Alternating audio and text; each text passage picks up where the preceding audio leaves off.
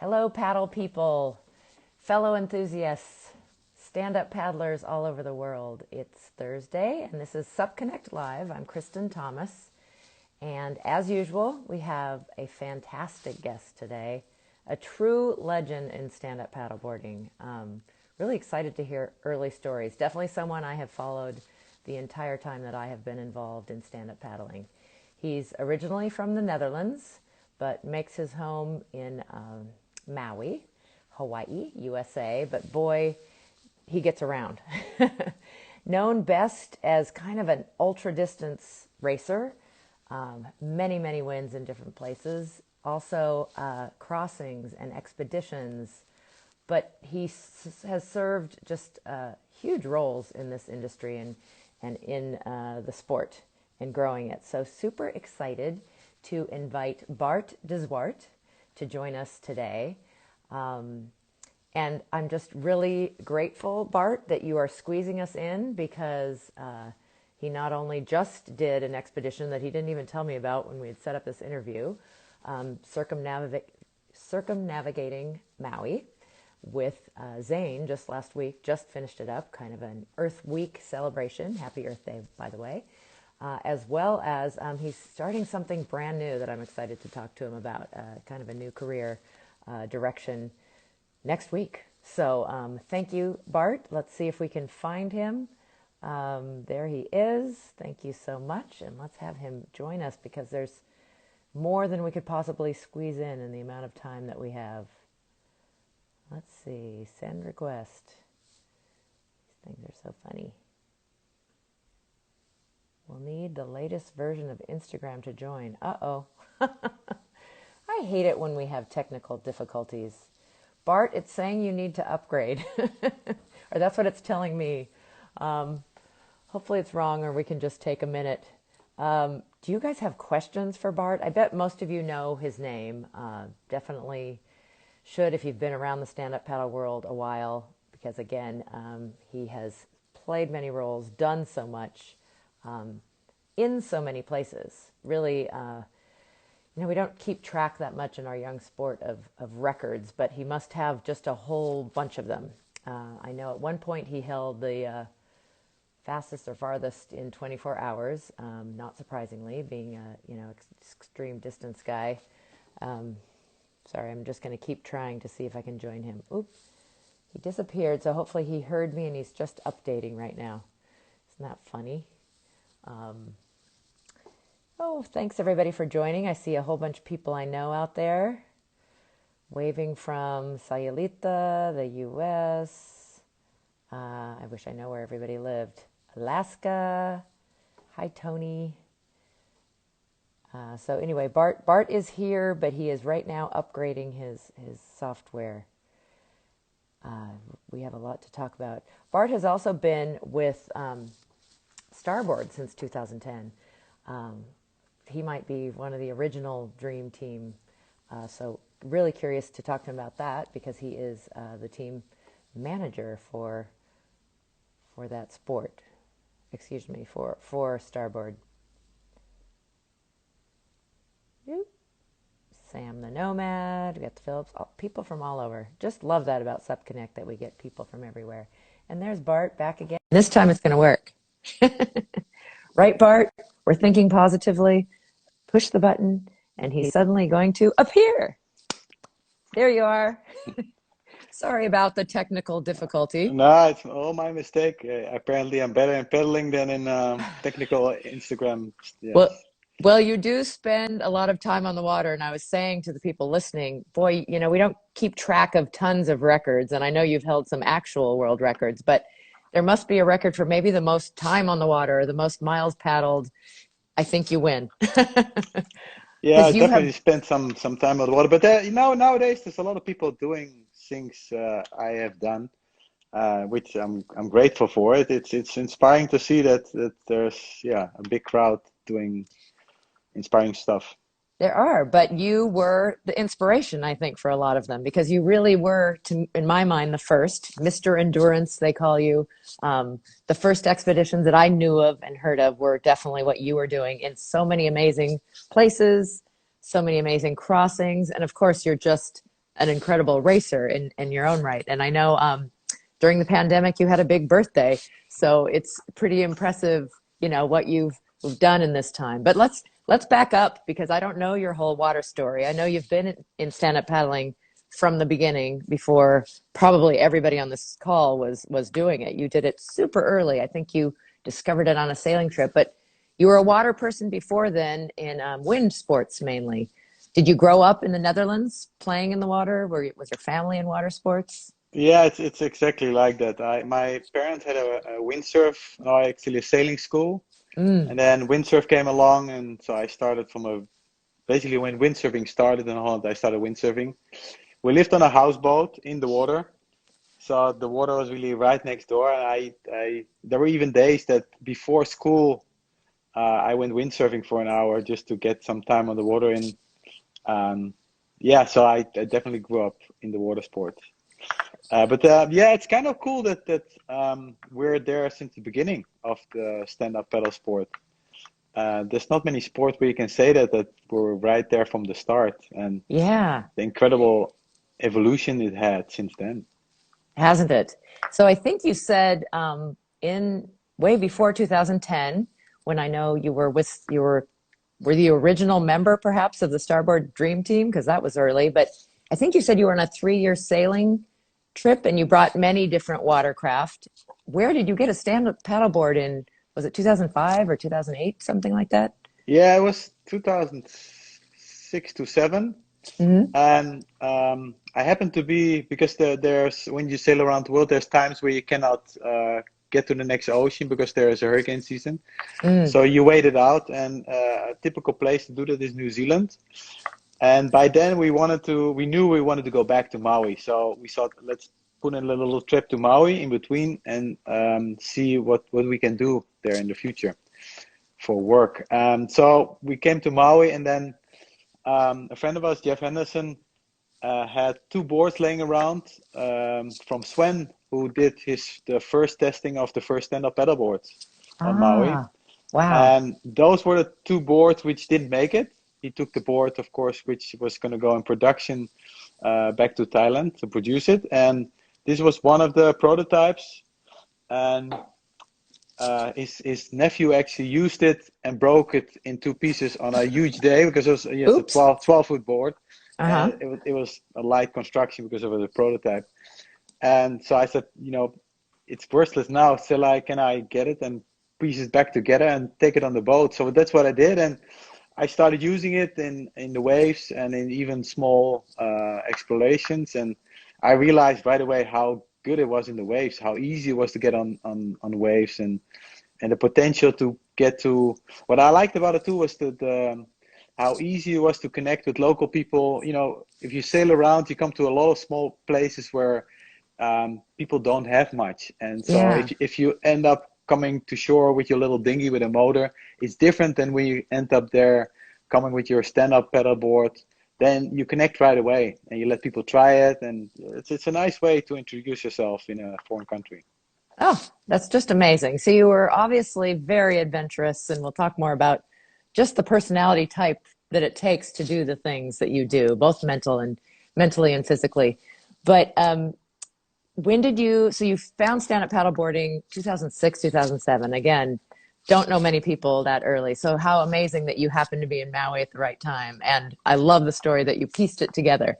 I hear a lot of stories of, people, it wasn't even an actual stand-up paddleboard. You had one that actually was, but it had to be repaired. But piecing things together to make a paddle, or using a tandem surfboard, or using an old windsurf board to stand up paddle on sometimes. So wonderful to hear your story.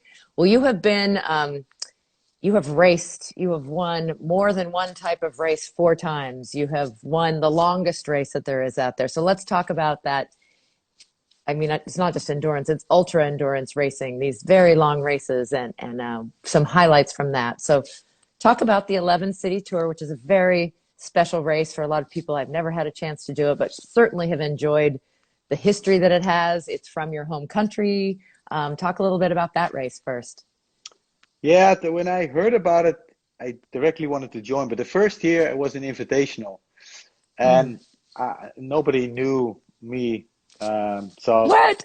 but no, like in stand up, Anne-Marie Reichman didn't know you? I actually knew her from because we both did it together when we were really young, windsurfing. Oh, 11 oh, City Tour. It existed as a windsurfing race.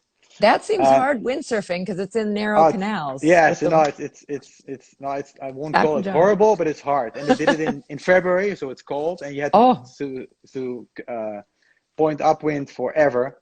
wow. So it was not an easy task, but yeah, even back then I liked those kind of things. So, but to make sure I get the attention to get in there, I thought I pedal around Maui. That's actually the first time I did something longer. So I pedaled 3 days around Maui, and then Anne-Marie said, "Oh well, it looks like you're the right person to do this. Let's come to the 11th city and do that."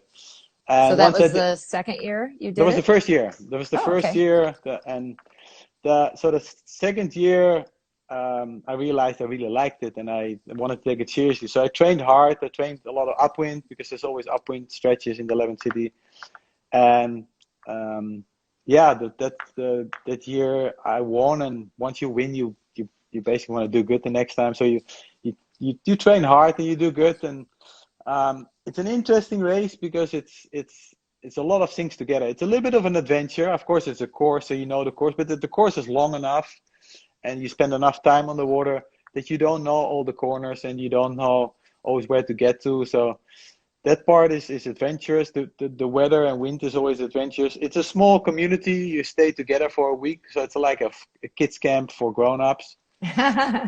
You spend a Love lot of that. time with people after the race, which normally a Hmm. race, most of the races, it's actually very little time. You spend a little bit right after the race, that's it, and then everybody goes their way. This, you spend 5 days with those people together. So I really like that part also. And I'm in my back home country, so it's yeah, I've always enjoyed that race. Yeah. So someone's asking, what is this race? Where is it? So it is, it's traditionally, it has a huge history, right? It was an ice skating race Yeah, it's way it's back when, the course in like the the Super Bowl Netherlands. for the US. If they do this race in Holland, everybody stops working and most people get off, and it's an ice skating race. And it has, I know that they've been doing it for more than 100 years, I think. Yeah. And but the problem is nowadays with climate change, the last year they did it was 17 years ago, so it's not often. So Oh, now it's even more special. It takes a very good winter, and it's yeah, that's the tradition of it. So oh, I didn't. Yeah, I didn't realize that part of it, that you don't have yeah, enough ice to actually do it. Interesting. But it stops, Stephanie, who asked the question, just the part that I find lovely, and you kind of mentioned community, is you go to a different destination. It's 5 different cities, and you stop and you get a massage and you eat together and you spend the night in a new place, and then you have this another very long paddle the next day. And I believe people can also do it as relays. I know that's not your thing, you do it all, but I think that's a wonderful option for people yeah, to get involved in it. So the yeah. 11 cities is a wonderful one. And then you've been on so many continents, so many places. The Yukon, there are two big races. Talk about you. There's one that, again, you've won 4 different times. And then there's the Yukon 1000, which you won. Yeah, the That's Yukon crazy. 1000 First is winner. basically a double of or even more than double of the normal Yukon River race. The Yukon 1000 only every 2 years, and the Yukon 1000 you do with a partner. So you do this whole race together. You Hmm. stay together the whole time, which is also very interesting because a race like that is for the organization too dangerous to do by yourself because you're really out there. Sometimes you're hundreds of miles away from the nearest little settlement.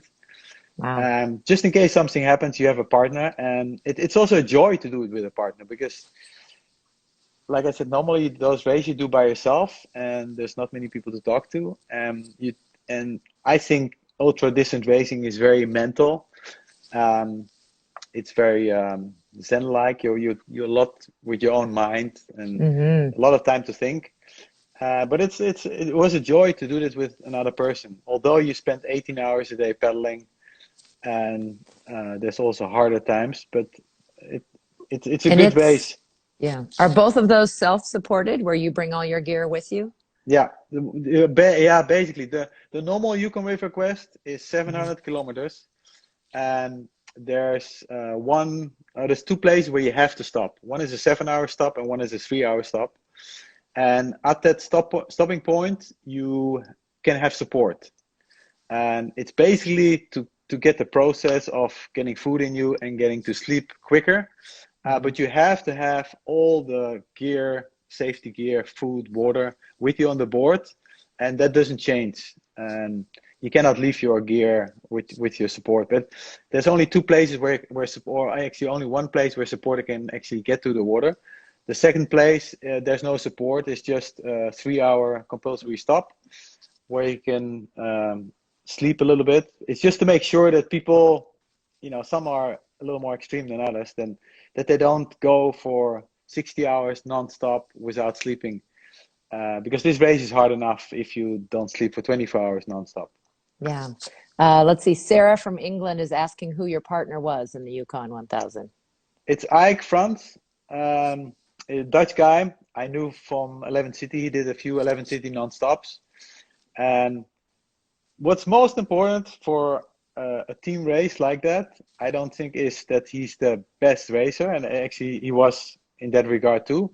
But you have to have a person who's just thinks alike like you and who is just on one level and a nice person. And yeah, for me, Ike is the perfect person. It was all of that. And we just had a few ground rules that if we ever have a disagreement, we talk about it right away. We're not going to pedal all day and then, be mad at each other. Because if you pedal 18 hours a day and somebody's tired, you can say things sometimes you don't want to say. But actually, we didn't have almost any disagreements, I think. But that's important. And that the other thing which I think is important is that if you pedal with each other, that if one is faster, and it doesn't matter, there's always, even if you're the best trained, there's always phases during the day where one is not as fast, or the next day somebody's not so fast, that you always adjust to the speed of the slowest. So that you don't have the feeling that you're always catching up with somebody, which in the end is also mind-numbing, I think. And we did that, and it was a perfect partner. So partner is very important.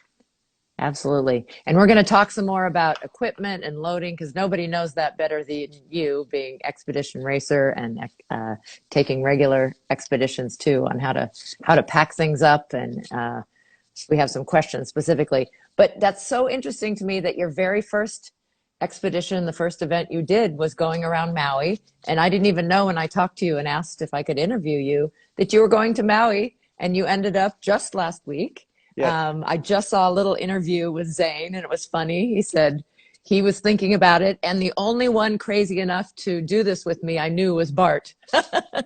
So he contacted you. You were going to be on Maui. You guys saw an open window, an opportunity. Perfect timing with Earth Day and Earth Week. It was, yes. He did that. That was his goal. It was for Earth Week, and to do actually test along the way of salinity and of pollution of the water. But the equipment for that took longer and was harder to get than he expected. And I said, well, I'm leaving soon and I really want to do this with you. So let's do this soon. And then we looked at the weather, and you basically need one day of a little bit less wind on the backside of Maui, so you don't have the strong winds against you. And so we decided Saturday that we're going to do it on Sunday, and we left. Yeah. And yeah.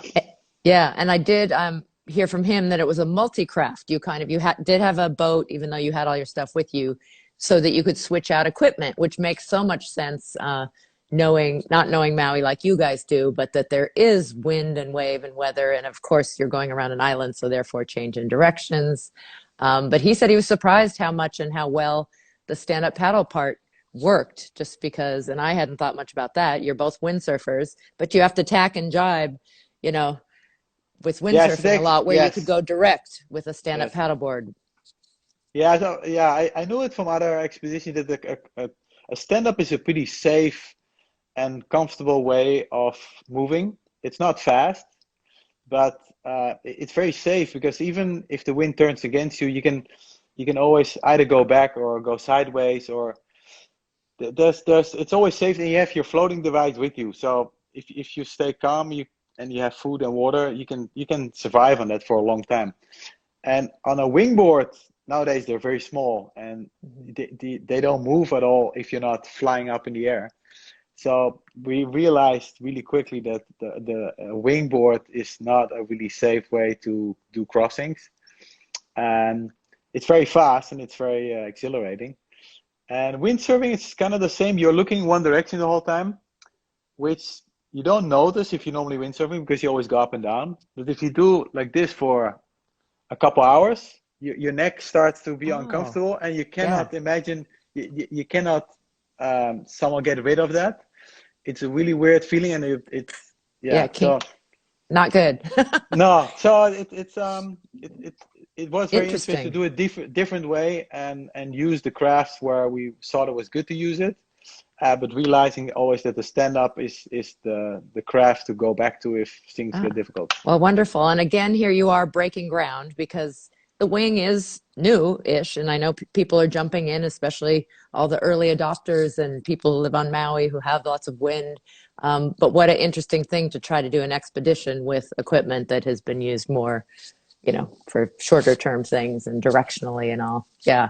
Yeah. So expeditions that weren't races. So here you are, a very strong paddler, but you also were early in doing just these adventures, these amazing adventures, in all different parts of the world. So I don't know if I would love to hear the whole story of all of them, which we don't have time for. So maybe name a couple of those. You've been like really exotic places, but major channel crossings. Ethiopia. Where was that one? Like, that's wild, that you've been in South Africa, I think, too. Almost every continent. You've hit the poles almost. Yeah. Tell us about Yeah. some expeditions. It I've always I mostly start with Google Earth. I just go look at Google Earth and I see what's an interesting place to go to. And then the second phase is if you do a crossing, you want to make sure that the wind is not going to be in your face for 3 days, because that's yeah mostly impossible. So then you take the weather maps and you look at the weather, and so yeah, that's the way how I normally process. Or you hear about something and then there's a good place to go, but then you go to Google Earth and you still check the weather. Those are the two basic things. For me, the most interesting, I think, through the years was Greenland. I really Mm, liked Greenland, and the plan was actually to make a crossing from Canada to Greenland, which after doing a lot of research with the weather looked like way too dangerous, just because the water is 0 degrees or the 30, yeah, 30 freezing. yeah, 32. And Mhm. I found out later that there were two canoers or kayakers who tried it and both died Oh, because of the yikes. extreme temperatures. Yeah. And it's just that the closer I got to that date, I realized that the weather changes. The forecast was never good for more than 2 days. Oh, wow. And so I realized it's just way too risky. Like I said, I love life and I like to do risky things, but I don't think they're dangerous. Otherwise, I won't do it. But I don't want to really risk my life for it. So I decided to fly there and do all the things I wanted to do on the Greenland side. And then Greenland is just the ice and the solitude and the few little people who live there, and especially the ice is just amazing. It feels really special. You feel that you're in a place which is for people hard to get there, and it's hard Uh-huh. to see. So it feels really special to be there. Oh, that's neat. So Greenland's one of them. Um, yeah, I just made a little video of my top 5 places. Oh, yeah. Yes, yes, Okay. and which We'll I put put a on. we'll put a link. We do have a Okay. Facebook group, so we can put a link to that. I'll get So, that but from yeah, the because yeah. yeah, people often ask like, what's the favorite Yeah. place where you went to? I recently went like 2 years ago with Trevor. We went to Vanuatu, Mm. and Never. no, it's a place where you don't normally get because there's hardly any tourism there. But that is also a place which is very special because people have a different mindset there. They live a very different values, and a lot of the islands they don't even have use money. They only trade with each other, and they their houses they build really from nature. And it's just amazing to see how that's one of the first thing Trevor said, who was traveling with me, is that it's amazing. The kids there, they're all really joyful and happy there, and they don't have Hmm. anything. And so you realize again that you need so little to be happy. Actually, it's Hmm. like I said, stand up is a very philosophical sport for me because you spend a lot of Yes. time alone and you see a lot of different cultures. And I think you learn most from traveling and seeing other cultures and realizing what's important for you and for them. And yeah, that's what stand up basically gave with the traveling. Absolutely agree. That's wonderful. So those are very different places, Greenland and Yes. ice, but they do share that simplicity. And you said very few people, and I don't know how much I've seen a little bit on Greenland and some of the indigenous people. I think there was a good video of someone who traveled, and again, a different way of life, a simpler, but so agree. When you see that when you travel, I wish if we could give a gift to everyone around the world, Americans could really use it, is to get away from your own culture and to go somewhere else and learn from that. And stand up paddling is such a great way to get out there. Yeah. We talk about all the things about the water, but also community and people and what you learn, I think. Absolutely huge. Couple more questions popping up. Do you have you tandem paddled much, Bart, from Northwest Paddleboards? And did you enjoy it? No, I didn't pedal much. I did a little bit playing around because Starboard always had a few tandem boards. So for photo shoots, we often do it. It's actually fun, but like the Yukon, not everybody always understands that if you have a partner for the Yukon race, we actually pedal with our own boards. Yeah. So you don't pedal on one board, but you have to stay officially like 100 feet maximum apart. But tandem, I've been probably too much of an individualist to race on tandem boards. And I like to race against other people. And yeah, so that's why I'm not such a tandem pedaler. And you don't see much, but it actually in races and also just on the water, it always looks very joyful. And I'm it's not sure why not more people do it. Yeah, it's fun. But I also, not a racer on your level, but I love the independence of controlling my own craft. Yes. Yeah. Definitely. But we have outriggers here that have one, two-person, six-person, different size outriggers. So it is interesting. And I've had some fun with the quad. Infinity makes them red paddle Mm. boards, Yes, makes yes, the one called yes, the Dragon. And it's yes. interesting to see, but there's definitely an interesting challenge to it. And you have to be almost like outrigger paddling of timing it correctly, Yeah, at least the people who want to go fast on it, yes, and alternating and calling paddle strokes and all of that. So, yeah. whole different thing. Sup Gourmet, maybe you know who that is. I don't. Hey, Legend, are you always paddling with the same paddle length for your long distance trips, or do you change the length on trips sometimes? It's a very good question. I don't change the length, but my partner in the Yukon 1000 had two of the same length, and mine were slightly longer. And I've noticed that the longer the race, the more you stand up because you cannot crouch over too long. Mm, With short races, you get a little more power, but it doesn't feel right for your back. And so you stand up a little longer and you do longer strokes. You do a little more forceful stroke, but slower. Also, yeah. endurance racing is not about speed, it's about consistent energy. And I do that best with a longer pedal. Yeah. So he What is actually your, took my pedal yeah. because mine was slightly longer. Mm, And he felt way better because he could stand up a little straighter and he didn't have any back problems. So I go about 8 inches above my head. mm-hmm. And um, for wave, I use head height. Yeah. But I noticed for normal distance racing, most people have it also quite a lot shorter nowadays. And I still keep quite a long pedal.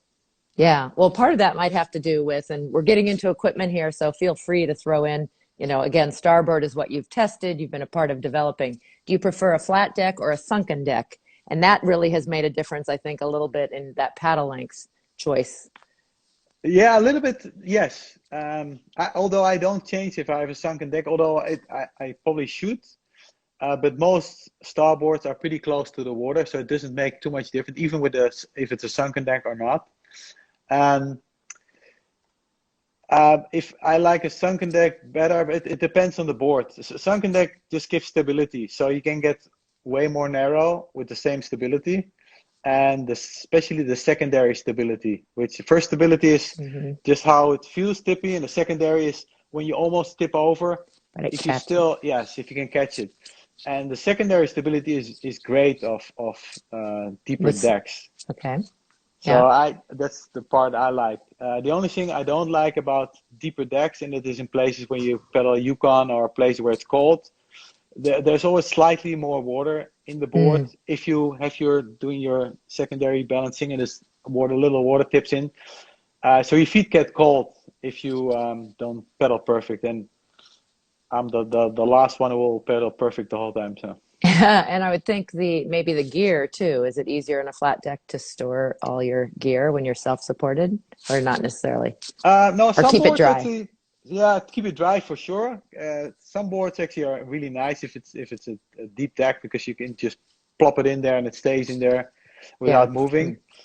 Mm. Um, but yeah, every board is different. The starboard boards have a lot of volume, which I think is most important to bring a lot of gear.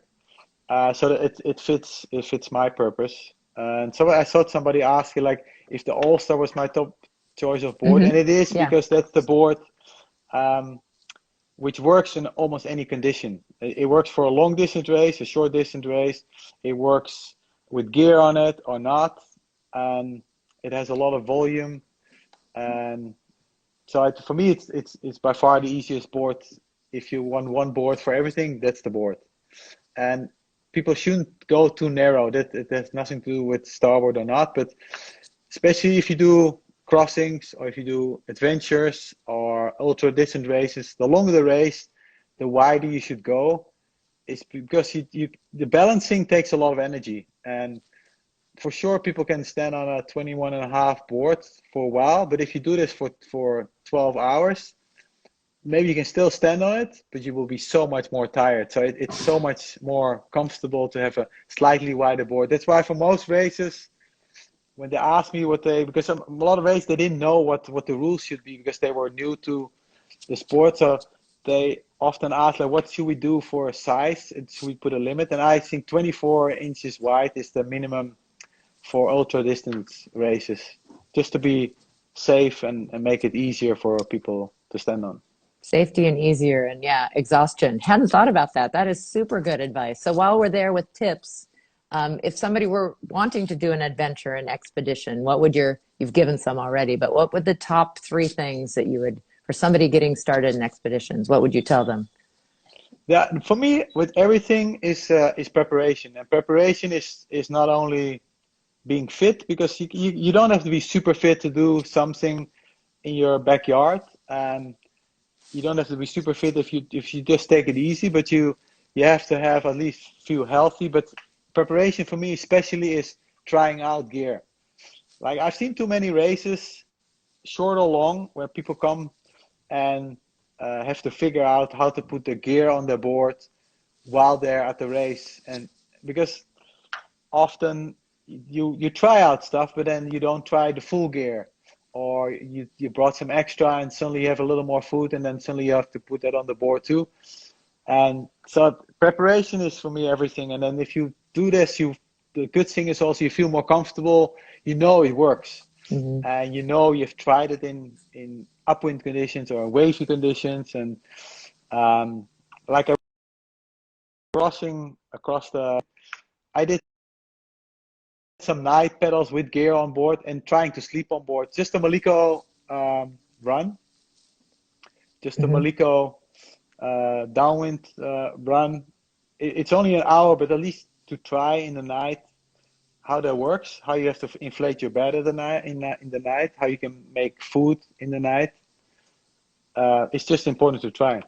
Yeah, very good. Preparation, huge, absolutely huge. And appreciating this advice. Can you hear me okay? I had a phone call and it seems like it interrupted things. Can you hear Yeah, me? you're standstill, but I can hear you perfectly. Yeah, not sure how to correct this, but trying right now. Yeah, so preparation is a huge one. We are actually, I'm in a training group and we're doing a crossing between Catalina and back to California as teams. So this is really a fantastic uh, advice right now. I'm going to jump in because somebody named Lisa is planning her first expedition, and she had some really specific questions. And the first one was about race nutrition. Again, part of planning, but can you talk a little bit about the nutrition part? Yeah, same thing with preparation. It's two things with food. First of all, you have to try it out Hmm. during exercise, so you know if you like it and if it works and if your stomach is also liking it. And the other thing is that the longer the race or the longer the expedition, the more important is the variety. That you have different kind of foods because Mm, even now on Maui again, around Maui again, you realize that some I don't like some foods which I normally like because they're hard to get away when you're racing, for instance. Some bars, I love the bars when I'm on land, but as soon as I'm racing, I don't like them at all. oh, Um, that's so interesting. so for me, what food would always works is bananas, which is also a good race food, I think. Um, I always use Perpetuum from Hammer, which is like a bike fuel, you could say. It's like a long endurance fuel. Yeah.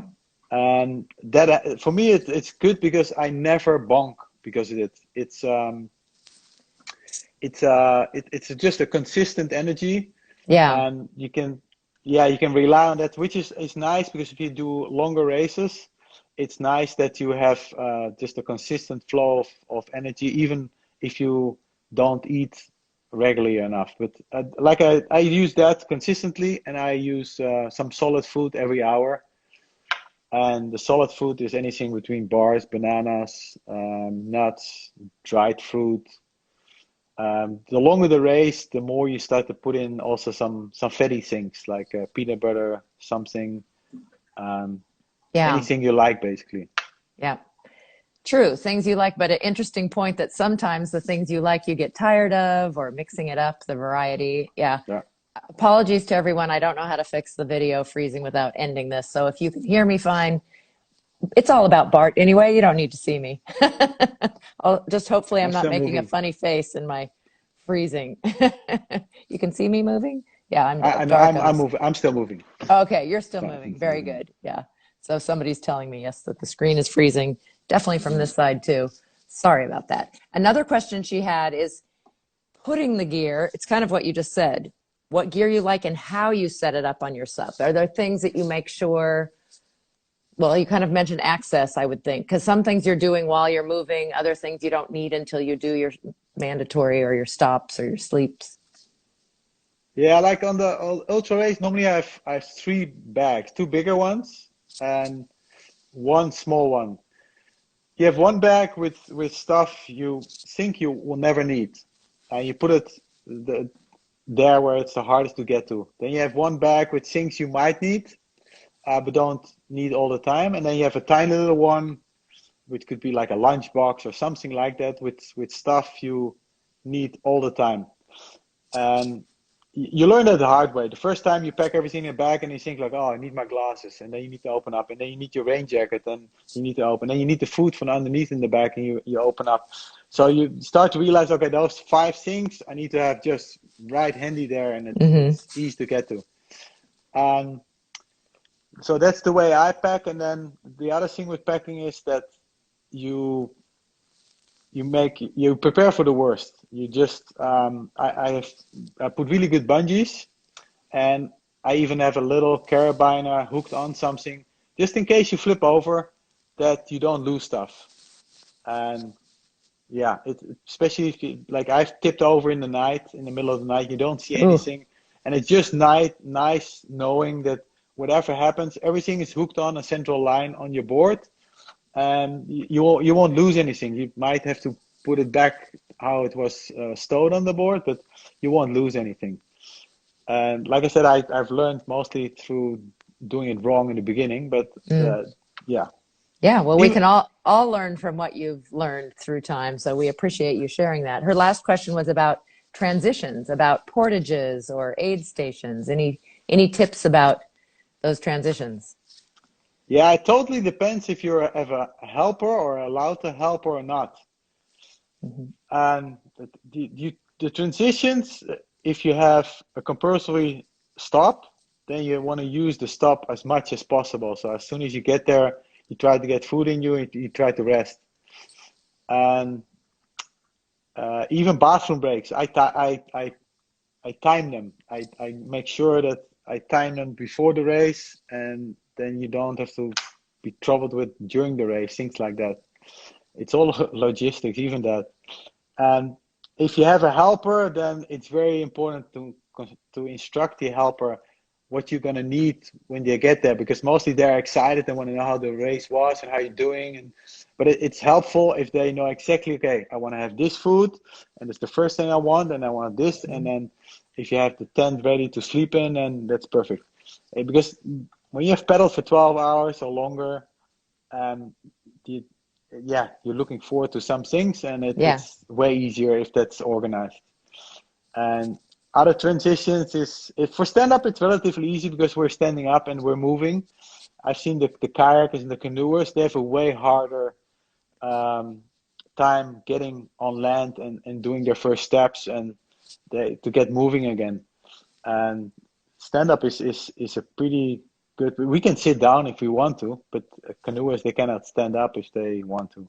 Yeah, and I think you So have that leg strength and that balance because you're using your legs. They might be a little tired, but at least they're not numb. And at least we have the no, it's amazing, muscle that you memory. can Yeah. stand up for 24 hours, Yeah, even it is amazing. moving around the whole time, and it's. I've never issues with my legs. I never. They're Wow. not the tired part. The back, all the muscles in the back, they have muscle ache and they're tired and you feel them, but the legs they're a little stiff, but they never fatigue. I mean, there's a lot of big muscles in the legs compared to the little Hmm. muscles in the back and the arms. But Yeah.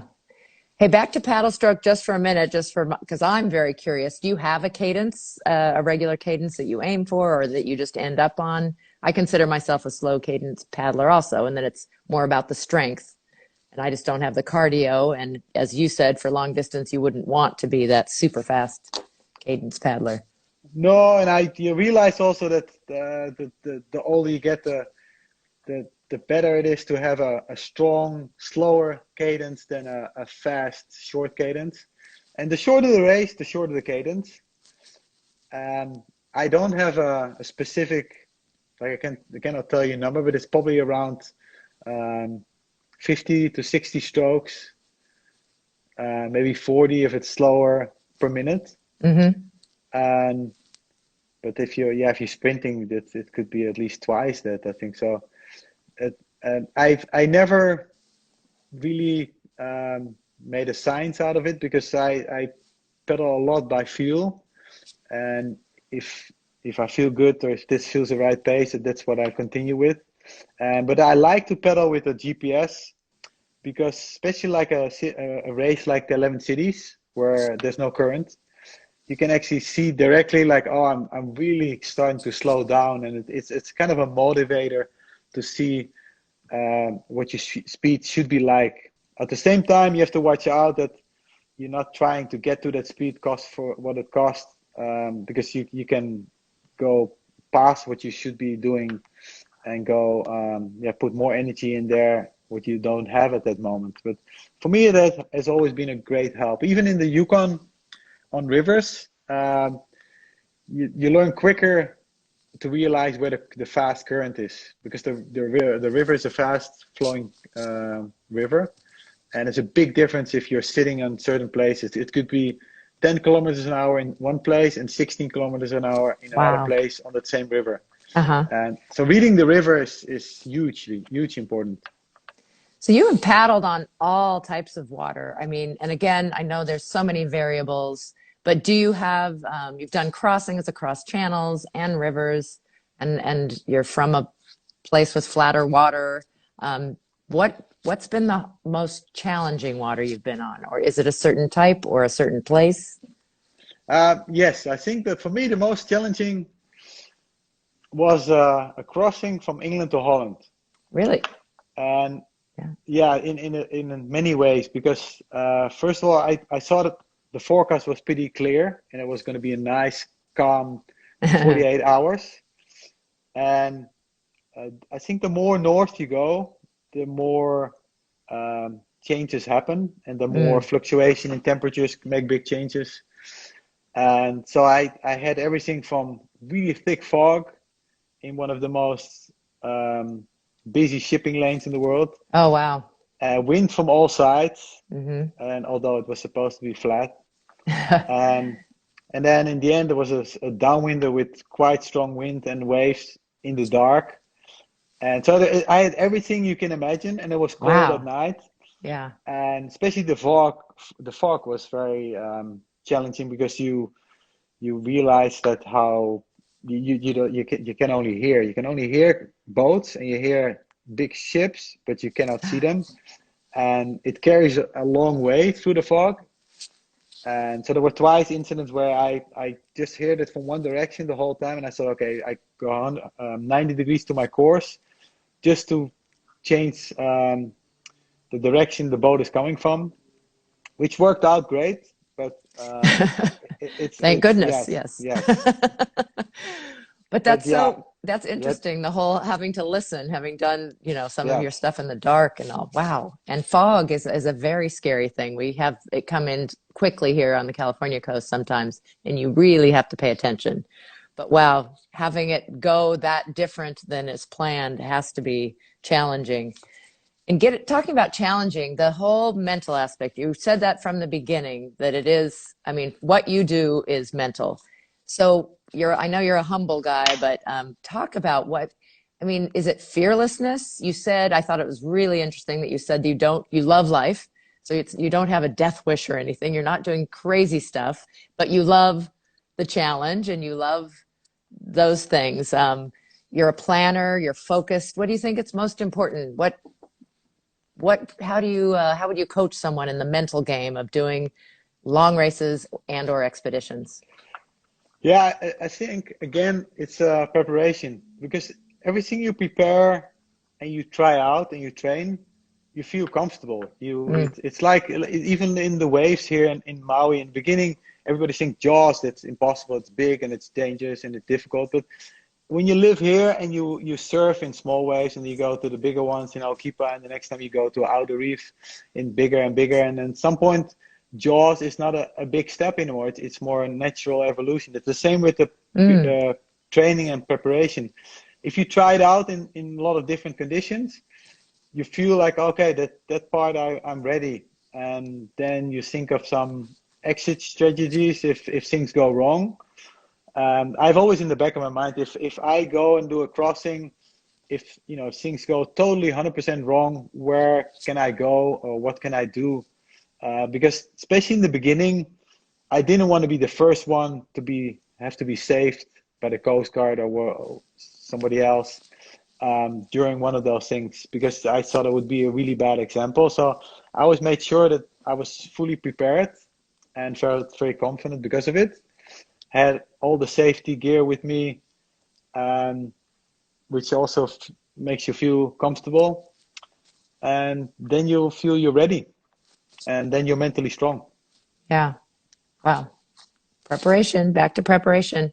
Yes. You are the team manager still for the Starboard Dream Team. I didn't realize that. I think of you as like early on when Connor Baxter was 14. I remember you training with him or very young. So have you Yeah. found some of their top paddlers or? No, yes, maybe some. I have to think real hard, but it's always a cooperation, and Sven is very involved in Hmm. Starboard, Yeah. and so it's always cooperation between him, me, and some other people in marketing. Um, also, most of the people with Starboard they have been with us for a long time, like Connor, Zane, Sonny, Mhm. and um, yeah, so it hasn't been fluctuating much. Um, But it's an interesting part because it keeps you involved in that part of racing as well. Yeah, well, and I love that Starboard is always pushing the environmental agenda too. I think they do a really good job as a company doing that. So thank you to you and to Sven and to all who we take part in that. Since you have been at this for goodness, not 2 decades, but a decade and a half, longer than most, are there things you would tell yourself back then that now that you know, have you changed sort of things about how, your approach? Uh, what's different now than it was at the beginning in SUP? Um, well, in the beginning, you want to prove yourself. Um, and yeah, I was always trying to find ways to do something different than other people did. And the nice thing about crossings and adventures, it's that's easier than with races. If you do only racing, if you want to be really in the picture, you have to win that race. If you're number five, I think you did really well, but you're not in that picture per se, not as Mm. much. Maybe for yourself, but not to the wide world. And with those things, you can make a name for yourself, but also a name for yeah, you can do things um, in your own way without being depending on that result, that one result. If one thing goes wrong, the result is wrong. I talked with Zane about it. You know, when you do an adventure like we did, you have a lot of time to talk. So I told him like I would hate to be in his shoes in the part of doing stand-up surf races and always have this. You go to a faraway country and you do one heat and things Mm. or two heats. Mostly it's two heats. You get the chance of two heats, but things don't go your way, and you're out after two heats. And you went all this way. You spent all this money and all this effort and training, and then so that feels like yeah, that must be very disappointing if you do in any level of adventures. Even if it's just your backyard 2 hour around the block adventure or a one day in somewhere in the country, you feel that you do that for yourself and for that it's always an accomplishment, even if there's nothing to measure to. So yeah, I think it's a nice way to do it that way. Yeah, definitely balance because I've heard both things from you because going to a place and distance, you experience culture and people and camaraderie. But yeah, I do think I have not been in SUP surf contests except some very beginner ones, and that's a challenge to be done so soon. Definitely more than when you're going to a race and you know you've done the race. You might not meet your expectations, but you have to pat yourself on the back for being there and Right. being a part of it and doing the best that you could, at that specific time. Yeah. You are about to launch something new, and I think you said I hope it was okay to ask you about it, Sure. because it's quite different, and yet it now knowing more about your background, you're coming back to your roots in some way. So, what are you launching next week? Tell us about that next adventure. Yeah, my wife and I start on it's a circumnavigation of a catamaran, which goes to places where you can kite, wing, surf, stand-up paddle surf, any craft we all play with. And because it's a catamaran, it you can get to places where you normally don't get. Wonderful. And so we're captaining the boat, and we yeah, we have this company now together with the former owner of the boat, and we yeah uh, yeah, we have members who come and do trips on that boat. So we're leaving next week to the Seychelles, and we're going to be away for 6 months to Wow, do that. six. Yeah. So you have people on you right with you right from the beginning that you're No, it's captaining? Yeah. no. We were first we have to get the boat ready because it had been not moving for a year, Mm. and then we plan to have trips in Madagascar, but right Ah, now Madagascar looks cool. very closed to the Mm. outside world. No flights, Yeah. no boats, and so it looks like we're gonna go to Maldives first, and then Mauritius, South Africa, and then crossing to the Cape Verde Islands. Ah, amazing. So are some of those, I mean, I feel like you've been so many places. Are there some new places there or mostly returning to places Yeah, you we know? started Seychelles, which I've Hmm. never been. We've been with the boat in the Maldives, and but no, but with the boat, even if you go to a place where you have been, like Vanuatu, for instance, there's 120 islands, Oh, and yeah, you've been to a few of the islands, but then there's still so many more. And yeah. most people don't realize how big the ocean is, and especially the Pacific, how many islands there are. And when I started, yeah, back in 2005, when we did our first navigation, it was my wife and my daughter. And I had this dream to go to those small islands where you be by yourself and there's only palm trees and it's a perfect beach and perfect underwater. Basically, a bounty Bacardi ad.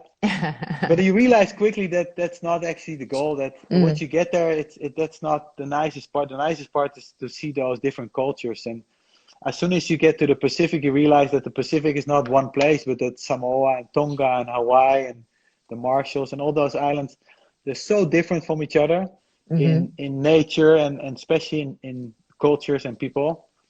And I think that's the best part of the traveling, Yeah. that those different cultures and meeting them. And there's many cultures where or people where we go to, they're as interested in you as we are in them, and then it starts to be really um, nice because then it's good for both sides, and it's not that if you go to a touristy place where they really see you as a tourist, and it's just a different feeling, I think. Yeah. Ooh, wonderful. Well, you have been on expeditions in the Arctic, Africa, Nepal, Ethiopia, the Marquesas. We talked about Vanuatu.